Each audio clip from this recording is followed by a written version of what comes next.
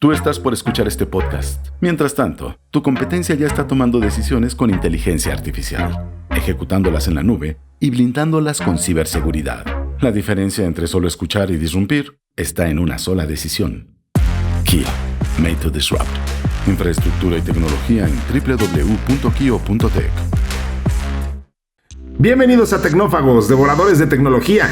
El día de hoy hablaremos de un cambio de pensamiento, de la tecnología que transforma. Bueno, de eso hablamos siempre, pero hoy en particular vamos a hablar de tecnología transformadora porque vamos a hablar de un Tlaloc tecnológico. Vamos a hablar de ese poder transformador de la tecnología y traído a nuestras latitudes. Traído a nuestros dioses, a nuestros climas. Vamos a platicar un poquito de eso. Ya verán de qué traemos ahí en este menú. Vamos a hablar de energía nuclear, pero en este caso la IA de energía es de inteligencia artificial, cómo se está implementando inteligencia artificial en energía nuclear y esta fuente de poder muy necesaria. Vamos a dar una repasada de lo que está pasando en la demanda de energía de nuestro mundo.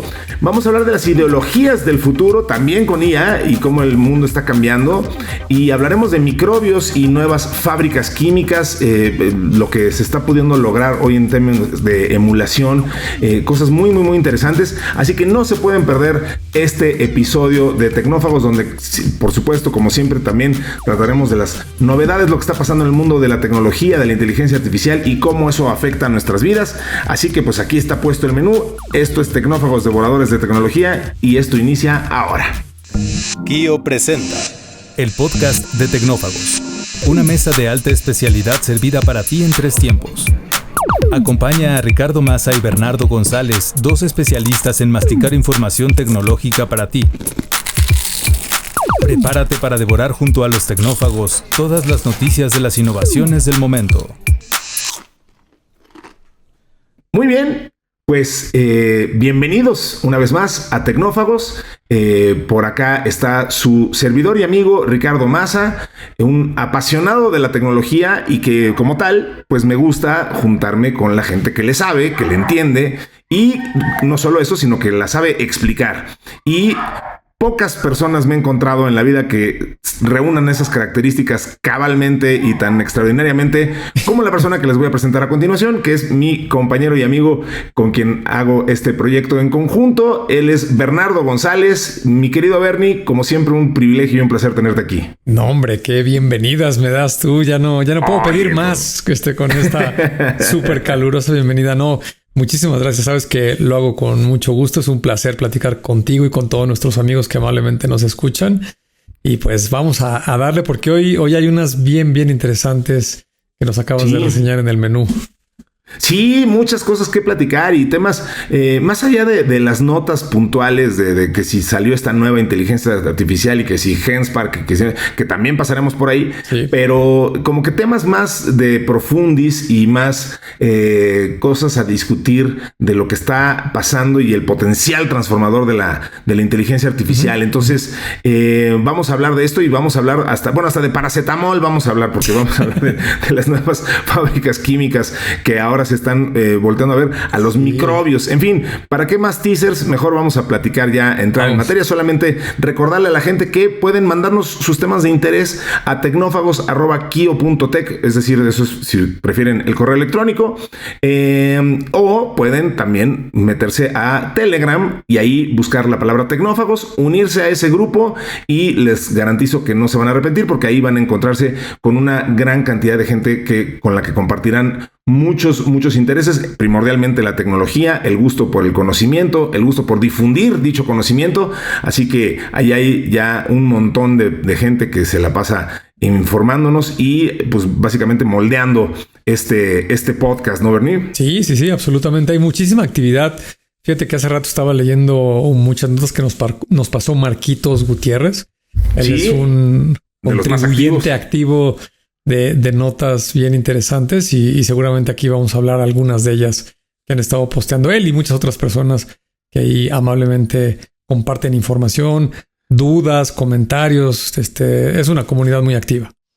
Algunos de los tecnófagos honorarios, ¿no? Sí. Como Cristian González, como Laura RT, muchos que ya hemos mencionado aquí. Muchas gracias a todos ustedes por participar en este grupo. Gracias a Tony, gracias a Marquitos Gutiérrez, que ya lo mencionaste, a Iván Pulgar, bueno, pues a todos. Ya pasaremos por ahí por la etapa de los saluditos, pero bueno, gracias a todos por participar. Ya somos un montón ya, ahí en ese grupo, cada vez creciendo. Y bueno, pues dichos los anuncios parroquiales. Perdón, también si están escuchándonos en Spotify, pues activen las notificaciones y así no se pierden ningún episodio. Califíquenos, ranquéenos, estamos abiertos a ello, aguantamos la crítica. Véanos en YouTube. Y bueno, pues dicho lo cual, entramos entonces en materia, Bernie. Vamos. La entrada de hoy. Una fresca selección con las noticias del momento. Bien, decía yo que la primera nota la bautizamos como un Tlaloc tecnológico. A ver, el contexto, la nueva frontera de la arquitectura sostenible, más allá de la eficiencia energética, está en la gestión inteligente del agua. Hemos platicado aquí, Bernie, de muchas métricas y muchas áreas en las que la inteligencia artificial y las nuevas tecnologías pueden ayudarnos a eficientar. Evidentemente la energía es una de ellas. Yo he platicado ya muchas veces que una de las sorpresas y los shocks culturales más importantes que tuve cuando nuestros amigos de Huawei nos invitaron a conocer sus nuevas tecnologías ahí en China. Pues insisto, sin duda lo que más me sorprendió fue la eficiencia que les ha permitido tener básicamente una ciudad entera bajo su control. Quizá debería decir bajo su monitoreo, pues más que control. Control es una palabra muy fuerte. Pero vaya, el punto es que toda la ciudad de Shenzhen está monitoreada por la tecnología de Huawei, y esta información baja en centros de control no muy diferentes a un C5, a un SOC, ¿no? Los que les interesa la ciberseguridad, o sea, un centro de monitoreo y control. Y ahí pues se monitorea efectivamente todo, desde las entradas de las cámaras, se califica la imagen con inteligencia artificial, y una de las cosas que usan ahí es el agua. Monitorean el consumo de agua, y como está lleno de edificios y condominios y tal, esto resulta muy relevante porque si tú vives en el 8º piso y eres un hombre solo, pues a lo mejor requieres muchísima menos energía y menos agua que el del piso 4, que tiene una familia de 5 personas, por decir lo que sea, y entonces, bueno, pues son 5 personas usando el baño. En fin, entonces eso el gobierno y Huawei lo saben.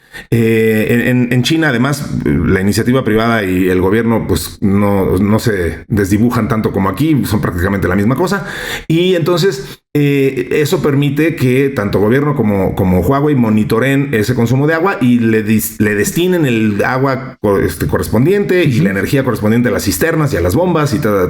Eso ya lo he platicado muchas veces, pero es relevante para lo que estamos platicando ahorita porque bueno, pues esto que estoy diciendo pues tiene que pasar eventualmente en todo el mundo. O sea, esto es una herramienta que tiene que empezarnos a ayudar a combatir fugas y sistemas ineficientes. Esto cuesta el mal manejo del agua, pues le cuesta miles de millones de litros y de dólares a la humanidad. Entonces, pues ahora podemos escuchar lo que el agua nos dice y podemos silenciar un poquito este goteo del desperdicio. Qué poética está redactada esta nota.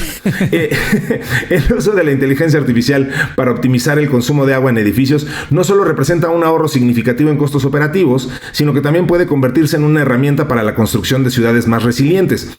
Esto se ha dado por llamar la inteligencia artificial verde o la IA verde, que define el uso de algoritmos para optimizar la operación en los edificios y reducir su impacto ambiental, y se alinea directamente con el futuro de la arquitectura sostenible. Por ejemplo, el Empire State Building, el icónico edificio de Nueva York, que ahorra más de 7.5 millones de galones de agua cada año, y esto no es mediante remodelaciones ni cambios drásticos, sino gracias a uno de estos sistemas inteligentes de gestión de agua que es impulsado en este caso por Wind Water Intelligence, una empresa privada, y pues que, como decía yo, monitorea constantemente y hace analítica predictiva. Y bueno, pues ahí está la IA haciendo sus monadas y detecta anomalías, y esto lo informa a los administradores. Entonces, estas tecnologías, Bernie, pues a largo plazo van a mejorar la resiliencia de los inmuebles, fortalecen las credenciales de ESG, este tema ambiental, social, gobernanza, hacen que las empresas obtengan certificaciones muy importantes como las LEED, las BREEAM. Entonces, bueno, pues lo que buscamos es que esto, insisto, permee mucho más de forma forma más ambiciosa.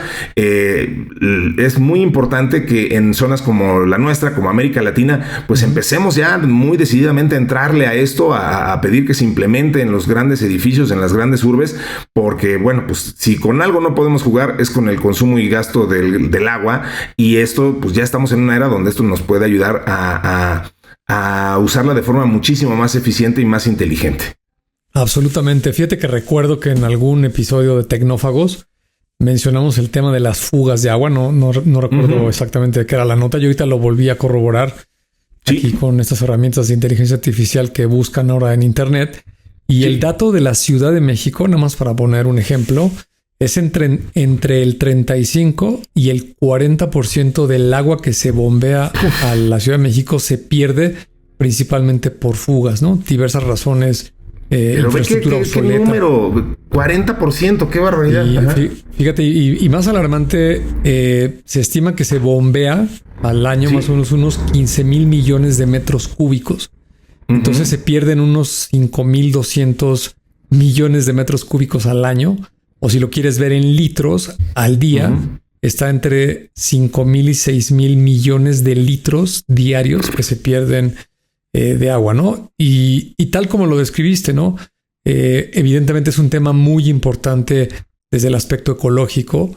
Imagínate el agua, lo vital que es para la vida en general, no solamente para el ser humano y los animales, sino para el concepto de la vida en este planeta. Y que haya infraestructura que es tan costosa de lugares tan lejanos para estar bombeando el agua, y que las personas que tenemos la fortuna de vivir en una ciudad podamos girar una llave y tengamos agua potable para beber, para cocinar, para bañarnos, pues sí es un problema que tenemos ahí menospreciado y se debería de hacer algo al respecto, ¿no? Entonces tú nos comentaste esto de China, que viste estos edificios donde precisamente con una tecnología que ya tiene muchos años muy popular, que se llama el Internet de las Cosas, o el IoT, Internet of Things en inglés, permite poner sensores en múltiples lugares pues para medir el flujo de agua, lo que se bombea del punto de origen al punto de destino, y de ahí se puede determinar si hay pérdidas en el medio y hacer las correcciones pertinentes, ¿no? Y de ahí a lo que la quieras aplicar, ¿no? También en un edificio habitacional, en un edificio de oficinas, o más aún en una fábrica que a veces consumen mucha agua, pues es muy importante saber en dónde se está ocupando esa agua, en qué momentos. Puede ser como la luz eléctrica, ¿no? O la energía, que tiene tarifas dependiendo del horario o del día de la semana en el que la estés utilizando. Pues tal vez algún día lleguemos a que suceda lo mismo con el agua. Y en general, yo creo que aquí hay una convergencia de tecnologías. Estos sensores, pues efectivamente tienen muchos años de existir y van evolucionando cada año, se vuelven más baratos, más rápidos, con mayor capacidad. Pero por el otro lado, los algoritmos de inteligencia artificial pueden ayudar a identificar patrones de consumo y poder afinar lo que se requiere de recursos. Y enfatizo, no solamente estamos hablando del agua. El agua es muy importante, obviamente, pero también hay muchos recursos que se pueden medir con toda esta tecnología, y es tremendamente relevante. Tremendamente. Y además, en el caso específico del agua, como bien dices, no es el único recurso, quizá el más importante. Ahí todo el mundo sale ganando, pues, ¿no? O sea, si tú eres dueño de una empresa o de un edificio o lo que sea, pues no es nada más el tema de, como decíamos hace rato, el tema de ser compliant con diversidad, inclusión y tecnologías verdes. Es un tema que representa ahorros muy significativos, ¿no? O sea, hasta en ese lado salimos ganando todos. Imagínate la cantidad de energía que se necesita para hacer llegar agua desde el subsuelo hasta el piso 20 de un edificio, y que eso se esté desperdiciando y que no se distribuya de forma inteligente. Pues bueno, cuando lo empiezas a eficientar, evidentemente obtienes grandes beneficios en ahorro de luz y de agua, y bueno, pues además de ayudar al planeta en este enorme desperdicio que nos señalaste, y que luego ya perdemos la proporción, ¿no? O sea, como que los humanos somos tan malos en dimensionar cosas grandes que cuando nos hablan de miles de millones de litros, a lo mejor ya no tenemos esa, o sea, como que nos da lo mismo que nos digan miles de millones que trillones de litros, pero es una barbaridad de lo que estamos hablando aquí, ¿no? Entonces, sí, absolutamente. Mencionarlo, sí. Bueno, pues ahí está esto. Entonces, ponerlo sobre la mesa y entender mucho más del consumo inteligente del agua y de la aplicación de la tecnología a ello, pues nos pone del otro lado, algo que sin duda seguiremos monitoreando con mucho interés. Vamos con lo que sigue. Vamos con la siguiente. El plato fuerte, cocinado a fuego lento durante la semana. Bien, pues hablemos de energía nuclear, mi querido Bernie. Algo que me da mucho gusto, que ha salido mucho en estos contenidos últimamente. Sería muy bueno que los seres humanos cada vez más le sigamos perdiendo el miedo a esta tecnología. Y pues fue muy relevante saber que NVIDIA, hoy en día una de las empresas más valiosas del mundo y sin duda una de las de más rápida valoración de la historia, pues ahora le apuesta por la energía nuclear. La empresa se unió a Bill Gates para respaldar a TerraPower, una empresa que construye reactores nucleares para alimentar centros de datos, una industria de la que tú sabes un restaurante, mi querido Benny. Ahorita platicamos un poquito de esto. NVIDIA, a través de N-Ventures, se ha unido a Bill Gates y a HD Hyundai para recaudar $650 millones para respaldar a TerraPower, la startup que mencionaba yo de energía nuclear de Gates, que fundó en el 2006 y que ha estado trabajando en tecnología de reactores modulares pequeños, los llamados SMRs, para estandarizar, miniaturizar y escalar la energía nuclear. La startup está desarrollando una planta de sodio de 345 megavatios en Wyoming. Fíjate, o sea, cuando hablamos de sodio, esto significa que utiliza sodio líquido para enfriar o sea, usa sodio líquido para enfriar y sal fundida, literalmente sal, cloruro de sodio para mejor nombre, para almacenar el exceso de calor generado de hasta 1 gigavatio para su posterior almacenamiento. Qué interesante. Esta no es la primera vez que una empresa tecnológica invierte en energía nuclear. Ya habíamos platicado y sabemos del caso de Oracle, que obtuvo permiso para construir 3 reactores de estos mismos SMRs capaces de generar 1 gigavatio para sus centros de datos de inteligencia artificial. Entonces, bueno, pues Microsoft planea reiniciar el reactor nuclear de 3 Mile Island, el muy mal logrado y de muy mal recuerdo de 3 Mile Island. Recordemos que hubo una fuga nuclear ahí ¿qué habrá sido? ¿En los 80s, 90s? Ahorita vemos bien el dato, pero la gente se acuerda de 3 Mile Island por el gran riesgo que representó. Google no tardó en seguir su ejemplo y, bueno, firmaron un acuerdo con Kairos para la adquisición de 7 de estos SMRs para sus operaciones. Y pues Amazon está invirtiendo en 3 compañías energéticas diferentes, 2 de las cuales trabajan con reactores nucleares para asegurar su futura demanda energética. Entonces, solamente bueno, todos estos proyectos, Bernie, por ahí también tenemos datos de Westinghouse, que es un pilar de la industria nuclear, también los está impulsando. Todos estos proyectos forman parte de una inversión y pues una tendencia de los centros de datos que están realizando en el sistema. Y nada más para darte la palabra y que nos cuentes qué opinas de esto, Bernie, un dato bien interesante que pone un poco las cosas en perspectiva. Las supercomputadoras a escala Z, de consumo de zettabytes, van a necesitar medio gigavatio para funcionar. Es el equivalente a la energía de 375,000 hogares. Entonces, pues estos gigantes tecnológicos ya saben que si le están apostando, como es el caso, a las supercomputadoras, a la supertecnología, al consumo cuántico y a la computación cuántica, pues necesitan tener suficiente energía, y eso, pues hasta ahorita, lo único que lo va a poder cubrir, al menos al nivel y a la ambición que tenemos hoy en día, va a ser los reactores nucleares, ¿no? Sí, absolutamente. Hijo, ya me dejaste aquí con un montón de cosas por comentar. El accidente de 3 Mile Island en los Estados Unidos fue el 28 de marzo de 1979. Fue tal vez el primero de esta serie de 3 muy desafortunados. Después, no recuerdo el día, pero creo que fue en abril de 1986, el desafortunado de Chernobyl, allá en Ucrania. Y luego ya más reciente, el de ¿cómo se llama? En Japón. Fukushima. Ajá, Fukushima, el 11 de marzo del 2011, ¿no? Esos son tal vez los 3 más grandes que desafortunadamente han estado relacionados con un accidente nuclear, ¿no?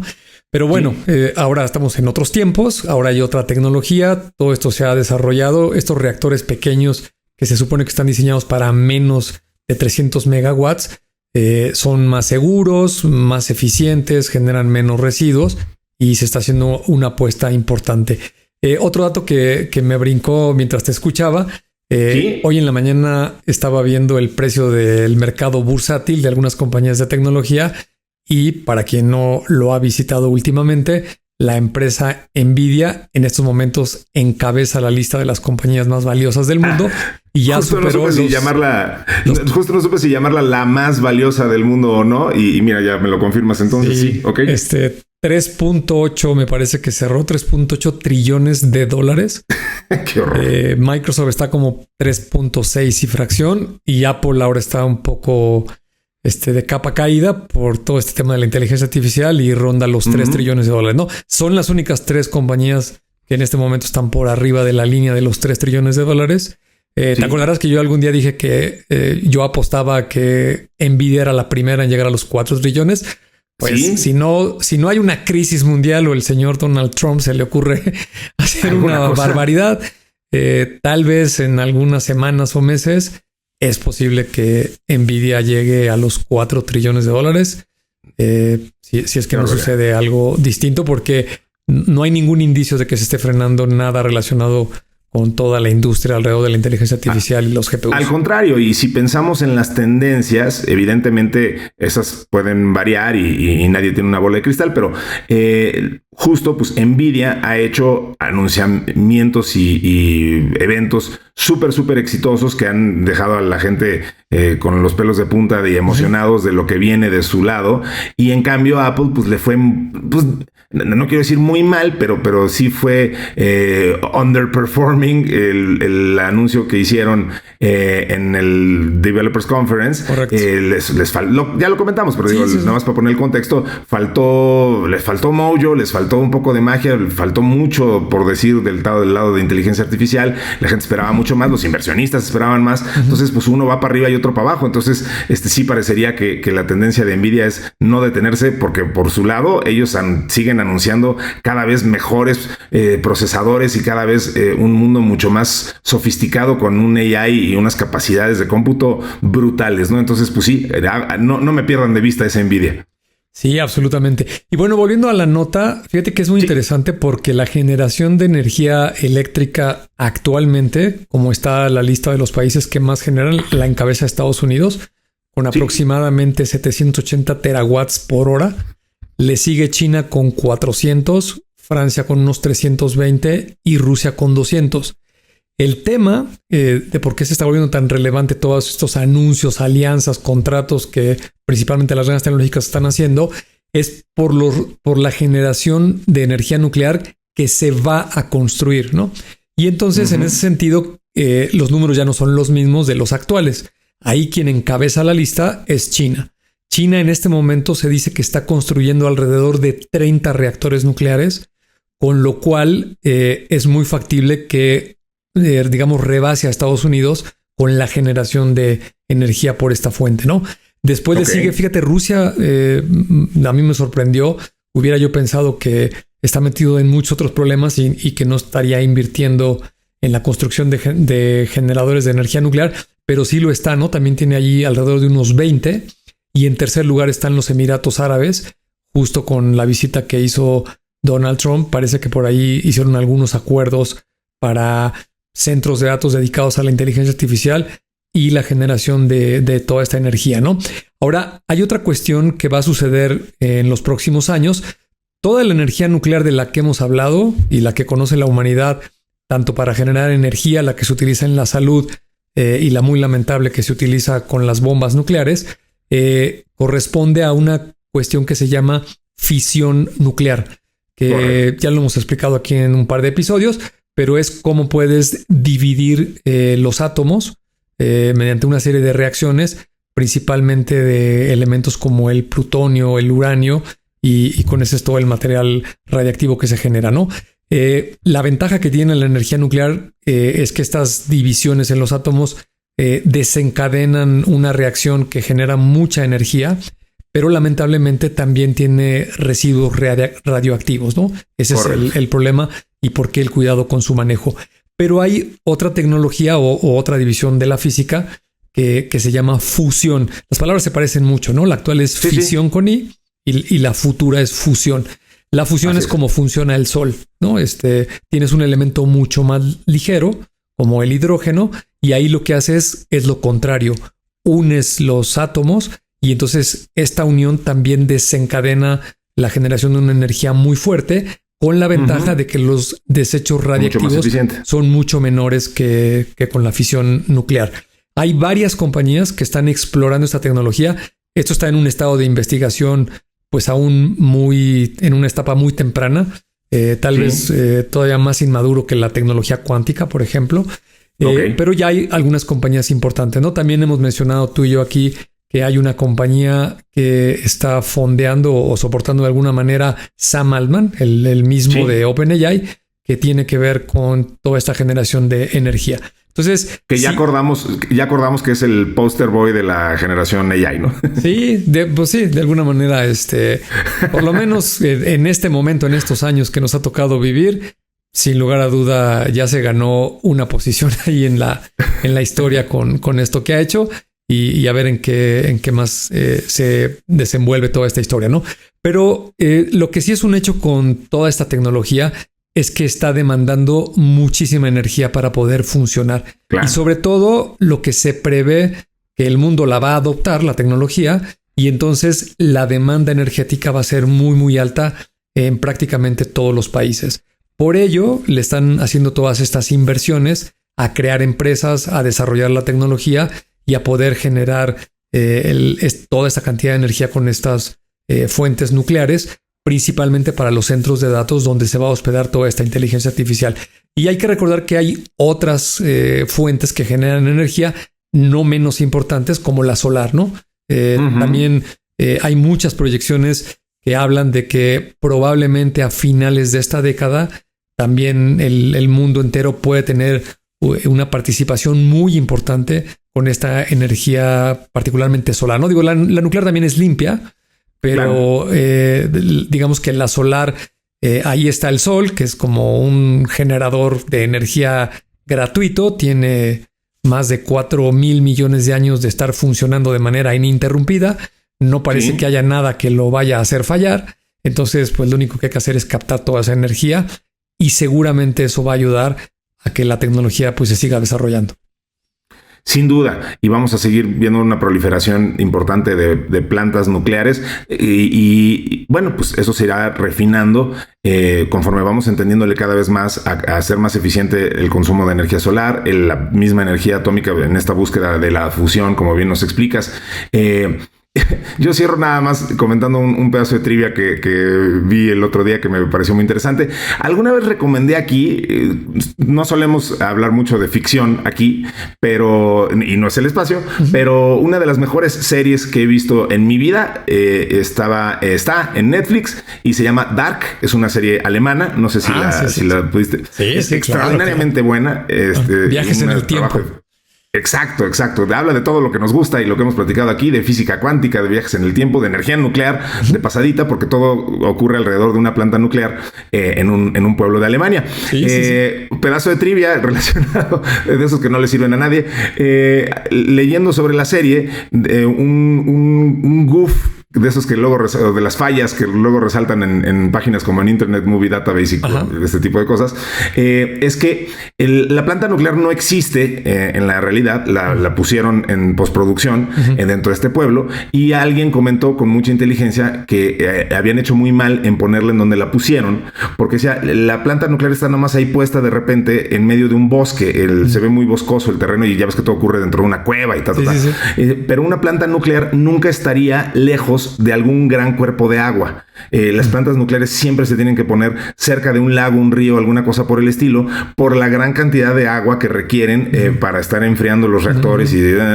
Entonces, dice, bueno, ok, estos cuates nomás dijeron, ahí pon en un green screen, ahí en postproducción, póngale un reactor nuclear y hay que ocurra la historia. Bueno, pues para que siempre hay que atender ese tipo de detalles. Eso pasa cuando alguien no se documenta bien de dónde debe de poner una planta nuclear, aunque sea ficción la historia, ¿no?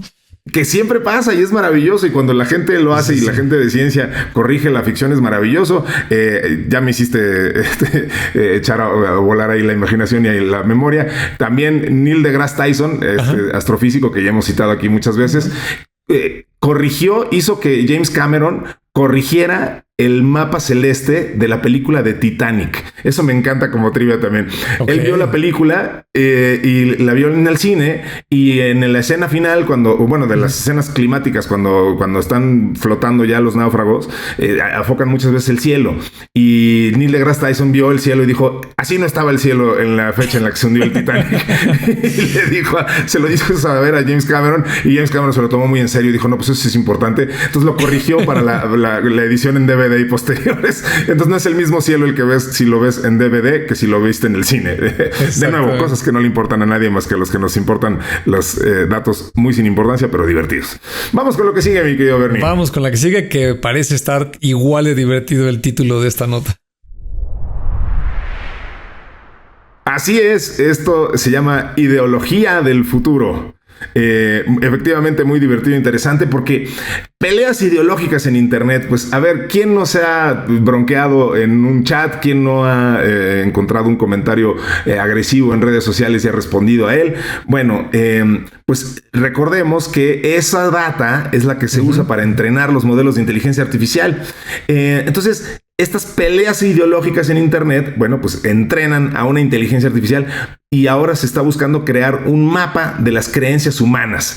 Qué interesante y qué necesario, y hacia dónde puede decantar esto. A ver, una investigación de la Universidad de Indiana propuso una nueva metodología para entrenar a los grandes modelos de lenguaje a través de debates ideológicos. Entonces, identificar patrones de polarización y la llamada disonancia cognitiva, que no es otra cosa más que decir, pues yo no estoy de acuerdo con eso y lo veo desde otra perspectiva.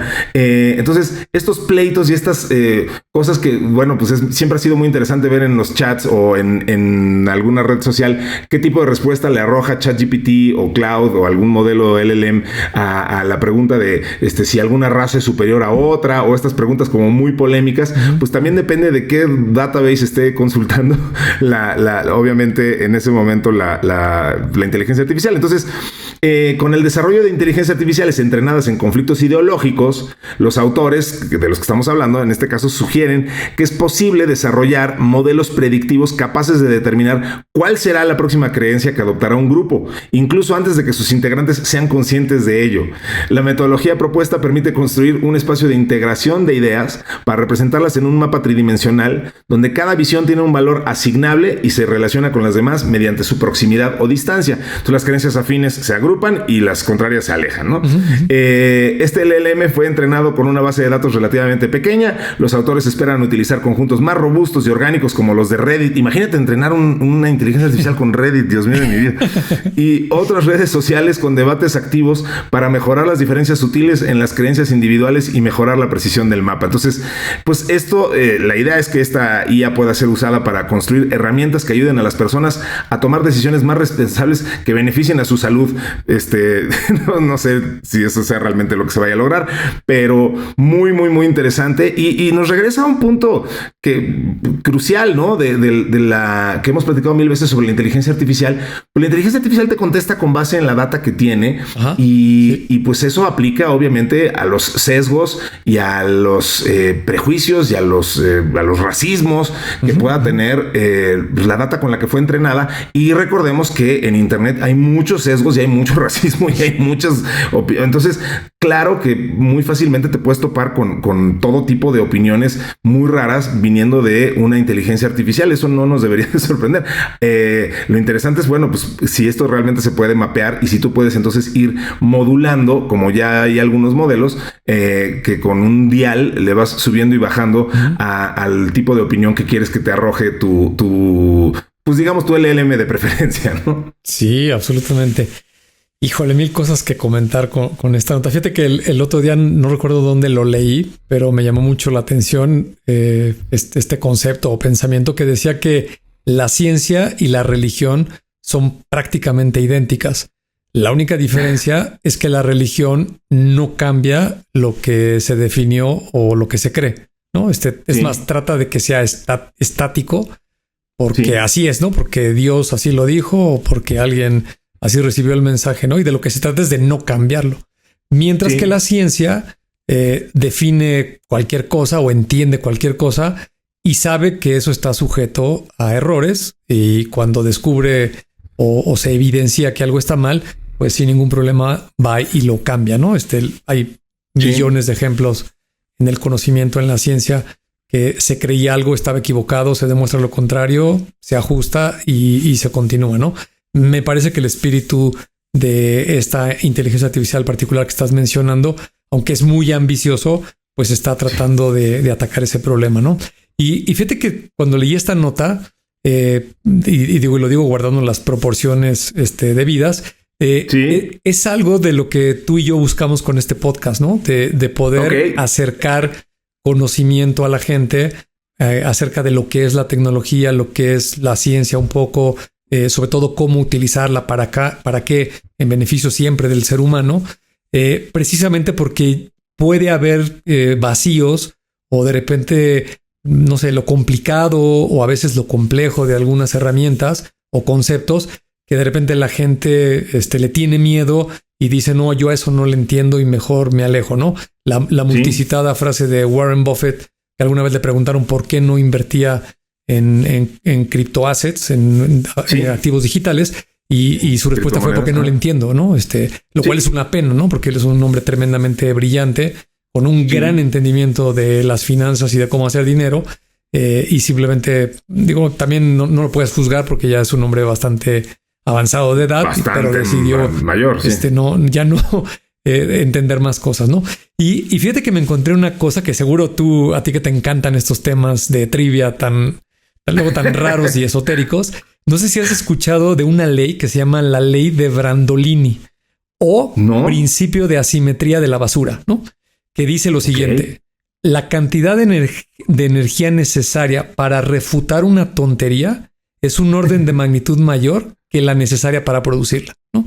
Entonces, digo, para quien no ubica, no está familiarizado con el concepto de una orden de magnitud, es 10 veces, ¿no? Eso es una orden de magnitud. Entonces, la cantidad de energía que yo necesito para desmentir una tontería es 10 veces más que la que se requiere para producir. Y voy a poner un ejemplo, al menos los mexicanos lo vivimos todos los días. Bueno, yo creo que cualquier ciudadano, cualquier país, porque el tema de la política siempre es muy debatible, ¿no? ¿Tú ves algún tema relacionado con una ley o una decisión de tu país, tu ciudad donde vives, que tenga que ver con un político? Y es muy complejo que alguien te explique por qué está bien o por qué está mal o si actuó de una manera o de otra. Y en cambio es tremendamente fácil decir, ese político es un corrupto, es que es un ratero, es que es un tonto, ¿no? Oye, ¿el hombre en verdad llegó a la luna o fue un montaje? No, pues un montaje, ¿no? Porque de explicarte que fue un montaje es muy fácil de tratar de convencerte. ¿Por qué? Tú me preguntas, oye, ¿pero por qué crees que fue un montaje? Porque seguro el gobierno siempre está viendo cómo fregar a la gente, ¿no? Y ya, esa es una explicación de 2 minutos, ¿no? En cambio, si me dijeras, oye, a ver, no, ya en serio, explícame la tecnología que se tuvo que haber usado en los años 60 y la fuerza de gravedad y cómo salir de la atmósfera y cómo orientas una nave y luego cómo entras a la órbita de la luna y la diferencia de la gravedad y cómo baja una nave y luego el gran problema de luego y cómo la regresas, pues es muy complejo, ¿no? Y cierro mi comentario. Creo que ya lo comenté una vez aquí en Tecnófagos. Hace algunos meses hubo un gran apagón en Europa, ¿no? Particularmente en España. En España se desconectó la red eléctrica y yo comenté que en un TikTok una persona muy amablemente, en unos 2 minutos, tampoco era muy extenso, dio la explicación de qué fue lo que sucedió, ¿no? Básicamente se sobrecargó la red eléctrica y por una cuestión de diseño de protección, la red se desconectó, ¿no? ¿Qué fue lo que sobrecargó a la red?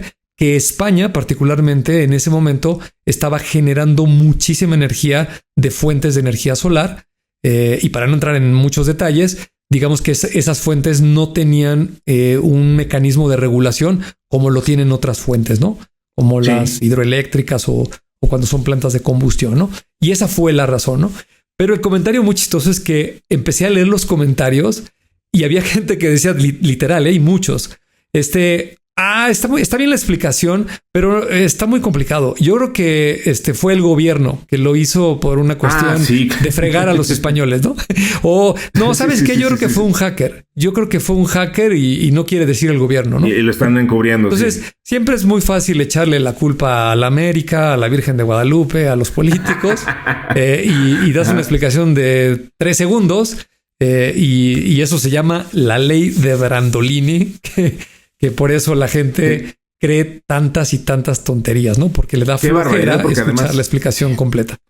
Estoy totalmente de acuerdo porque además hoy vivimos ya en una época en la que ya nada es verdad, ¿no? O sea, todo siempre será cuestionado y ya no existen verdades. Yo lo hago ya como disciplina, pero ya trato de no hacerlo porque hago muchos corajes, pero siempre cuando veo una nota trato de leer los comentarios y ya de verdad ya trato de evitarlo porque siempre hago muchos corajes porque puedes leer cualquier cosa científica, cualquier publicación, muchas de las que comentamos aquí, y te encuentras con que muchísima gente la desacredita y dice, ¿por qué? ¿Eso a quién le consta? ¿No? Yo cómo sé si siempre ya es una ley. Entonces es bien interesante porque pues sí, como decía Humberto Eco, ¿no? En las redes sociales, en lugar de propagar el conocimiento, lo único que hicieron fue hacer que todo mundo se volviera una fuente y pues eso evidentemente es imposible, ¿no? No le puedes dar voz a todo mundo y escuchar a todo mundo porque entonces resulta que nadie tiene la verdad, ¿no? Sí, digo, seguramente nuestros amigos han visto estos videos de las últimas semanas generados con inteligencia artificial donde es un reportero que parece que está entrevistando a alguien y de repente lo que está sucediendo se ve muy real, pero de repente empieza a no tener sentido, ¿no? Recuerdo uno de los baches, ¿no? Ahorita con tanta lluvia que está el reportero ahí diciendo que hay un gran bache y que ahorita con el agua no se ve y de repente viene un viejito y se avienta un clavado ahí como de triple mortal al frente y dices, posición B. Eso es una broma, ¿no? Pero espérate tantito y las cosas se van a complicar aún más porque va a ser muy difícil para las personas que podamos diferenciar qué es real y qué no es real, al menos en términos de video y de audio. Va a ser muy difícil identificarlo. Si de por sí leyéndolo, cualquier persona, a lo mejor lo hacen hasta con el espíritu de molestar, inventan cosas, lo publican y si de repente eso se hace viral por la razón que quieras, pues de repente todo el mundo empieza a creerlo y a hablar de que eso es cierto, ¿no? Sin haberse tomado un poco de tiempo para cuestionarlo o buscar una fuente o una justificación de por qué están diciendo lo que ahí se está comentando, ¿no? Bien lo dices, que eso se pondrá cada vez más complicado y si de por sí ahorita ya de repente yo ya me pongo a dudar si no será cierto que anda por ahí el Yeti entrevistando a la gente o tomándose un videoblog, que de verdad están simpatiquísimos esos videos, pero pues sí, eso sí no va a ser otra cosa más que ponerse más y más complicado. Bueno, pues vamos a nuestra última nota del día de hoy, mi querido Bernie. Vamos. Siempre queda un espacio para el postre. Y bueno, en medio de todo este caos y esta falta de certezas, la ciencia, como siempre, saca la casta y nos trae notas que nos ponen de muy buen humor y que nos recuerdan el propósito de por qué la ciencia hace lo que hace. Por primera vez, un estudio científico ha logrado utilizar microbios vivos para producir medicamentos y esto en sí mismo ya sería extraordinariamente bueno, pero además el método y la metodología y la forma abre unas vetas extraordinarias. Lo que se hizo, Bernie, fue que una bacteria se come una botella de plástico de las que tanto necesitamos deshacernos una vez que se utilizan, y una vez que los residuos ya están dentro de su estructura, la célula los fermenta literal como si estuviera haciendo cerveza y los convierte en este caso en paracetamol, en esta medicina que tomamos para que nos baje la temperatura y etcétera. Bueno, pues en eso. Entonces Stephen Wallace, un médico el que lideró este estudio en la Universidad de Edimburgo, dice: mediante el uso de microbios vivos realizamos transformaciones químicas sofisticadas que podrían abrir el camino a nuevas formas más ecológicas y sostenibles de producir materiales valiosos como medicamentos a partir de residuos. Entonces, lo que lograron fue desencadenar un proceso natural en una bacteria viva llamada Escherichia coli, una reacción química que hasta ahora solo se había observado en tubos de ensayo. Entonces, en concreto, lo que hicieron fue esta transformación de moléculas derivadas de ácidos en compuestos clave para la producción de fármacos como el paracetamol, mediante un proceso conocido como reordenamiento de Lawson. Lo interesante es que no tuvimos que enseñar a las bacterias cómo realizar la reacción. El truco fue darnos cuenta, ya tenían las herramientas, solo había que guiarlas, explica Wallace.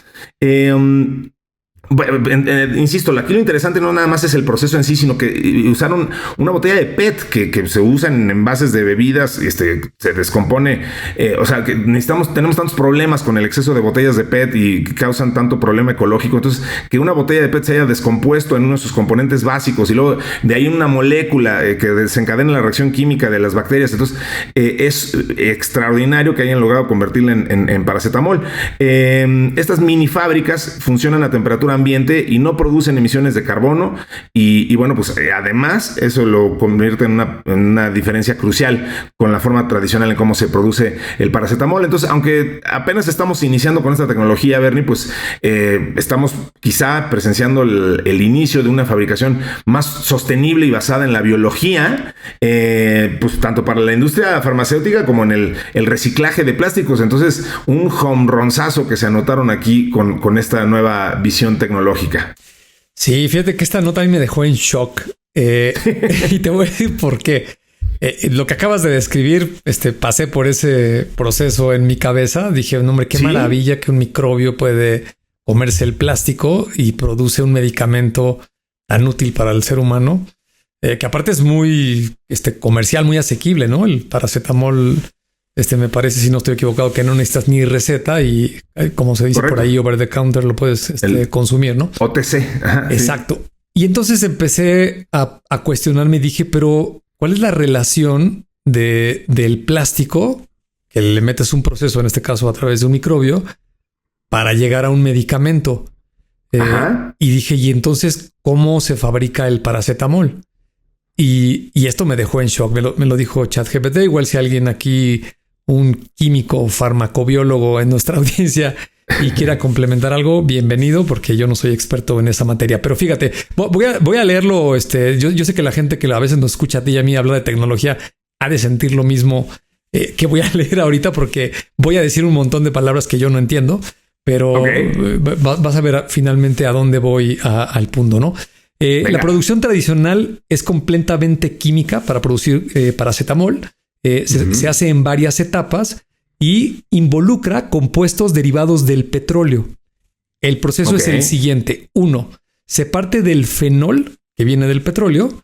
El fenol se convierte en P-nitrofenol mediante una reacción con ácido nítrico.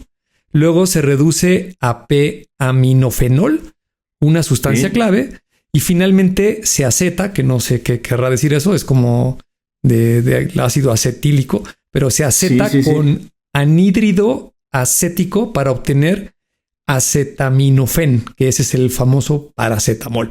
O sea, todo lo que acabo de leer, que yo no entiendo ni la mitad de las palabras que acabo de decir, me queda claro que es un derivado del petróleo, ¿no? Correcto. Y entonces le pregunté a ChatGPT y le dije, oye, entonces estoy en lo correcto si en mi cabeza relaciono que como el plástico está hecho a partir del petróleo y el paracetamol también está hecho a partir del petróleo, pues a lo mejor ya me cuadra un poco la nota que un microbio simplemente está haciendo alguna reacción químico-biológica para pasar de plástico, que lo tenemos al menos los seres humanos etiquetado como una sustancia pues útil para ciertos casos de uso, pero luego se vuelve un problema de contaminante, de difícil manejo para desecharlo, y se está convirtiendo en una sustancia que consumimos los seres humanos en una cantidad importante para el cuidado de la salud, que también viene del petróleo, ¿no? Y entonces eso me lleva luego a veces estoy tratando de despejar mi mente y me pongo ahí a scrollear en estas redes sociales donde ves pura tontería. Y hay un tipo ahí en TikTok que siempre está diciendo cosas de la religión y todo lo fantasiosa que es y por qué no creer. Y el otro día se aventó un sketch ojo, no estoy diciendo que el problema de la contaminación y todo el tema ecológico no sea importante, pero el planteamiento es muy interesante porque este señor decía, oye, de repente nos espantamos que la cantidad de plástico que estamos generando y aluminio, y que hay mercurio en los océanos. Dice, a ver, todo eso al único que le puede hacer daño y lo puede extinguir es al ser humano, porque el planeta está muerto de la risa. Porque para empezar, el aluminio es el mismo que tenía el planeta, ¿no? Nada más los humanos fueron y lo sacaron de una mina en una forma y lo transformaron en otra forma, pero sigue siendo el mismo aluminio. Y el petróleo, que es producto de los fósiles que durante muchos millones de años se fue a un sedimento, a una profundidad, y ahí está en una forma líquida o en forma también el gas natural, todas esas cuestiones, pues simplemente lo extrae el ser humano, le aplica una transformación como esto del microbio, y luego se vuelve algo muy contaminante y muy dañino para el ser humano, pero pues igual y para el planeta dice, pues estos cuates están moviendo las cosas de una bolsa para la otra, es lo mismo, ¿no? O sea, para pasárselo a la otra. No ha entrado ni salido nada de la Tierra, ¿no? Hasta donde yo sé, no hemos ido a extraer a las minas de Júpiter ni nada por el estilo. Ni tampoco nos hemos llevado nada, ¿no? Todo lo único que hemos estado haciendo es tomar elementos que ya estaban en la Tierra, cambiarlos de forma como esto del microbio con el plástico y el paracetamol. Y bueno, se me hizo muy interesante la conexión mental. Así es. Pues bueno, insisto con que ya se nos acabó el tiempo, pero teníamos que comentar esto que me pareció muy, muy, muy interesante. Muchas gracias a todos por escucharnos. Compártanos temas de su interés. Ahí estamos en el grupo de Telegram. Muchísimas gracias a Mario Terrés, como siempre, en la edición. A Nayansin Romero en la redacción. A Dianita Álvarez, que produce este podcast con la extraordinaria excelencia que la distingue, pero eso sí, hace muchísimo que no la veo, ya ni me acuerdo qué cara tiene. Muchas gracias a todos. Muchísimas gracias, Bernie. Al contrario, nos escuchamos y nos vemos en el siguiente. Eso será la siguiente semana. Y esto es Tecnófagos, Devoradores de Tecnología. Hasta pronto.